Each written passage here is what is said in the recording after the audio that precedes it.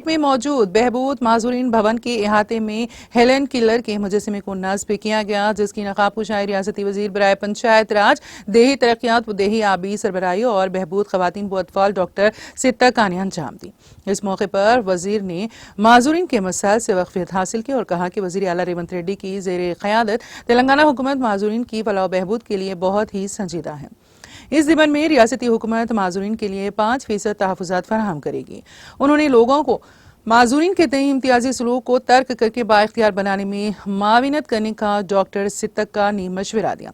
इस मौके पर महकमा बहबूद माजूरीन के अहदेदार के अलावा माजूरीन की कसीर तादाद मौजूद थी।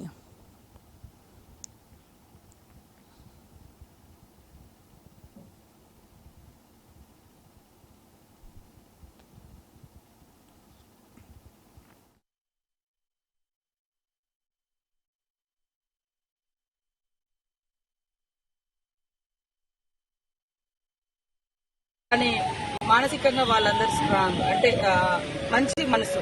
కానీ ఈరోజు సమాజంలో చూస్తే ఎంతో మంది చాలా అన్ని రకాలుగా బాడీ ఫిట్ అన్ని ఉన్నా కూడా మెంటల్ గా వాళ్ళ మైండ్ జనానికి ఉపయోగపడే విధంగా లేదా ఇతరులను గౌరవించే పరంగా లేదా ఒక డిక్టేటర్షిప్ లో ఫ్యూడల్ మెంటాలిటీలో అసలు వికలాంగులు వాళ్ళు, కానీ వీళ్ళు కాదు. కాబట్టి వీళ్ళని ఎప్పుడు కూడా వాళ్ళ పరిస్థితులను బట్టి అన్ని రకాలుగా సపోర్ట్ చేస్తాం. ఇప్పటికే వికలాంగులకు 5% కూడా వివిధ మరి శాఖలలో కానీ అదేవిధంగా ఎడ్యుకేషన్ డిపార్ట్మెంట్ లో కూడా రిజర్వేషన్స్ కల్పించాలని మా సెక్రటరీ గారు నిన్ననే జియో కూడా రిలీజ్ చేయడం జరిగింది.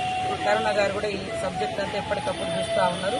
అదేవిధంగా ఇంకా వాళ్ళకి ఎలాంటి బెనిఫిట్స్ ఉన్నాయో అవన్నీ కూడా మేము సార్ట్అవుట్ చేసుకుని తొందరలోనే ఇంకా మిగతా అంశాల మీద కూడా క్లారిటీ చేస్తాము. అదేవిధంగా 5%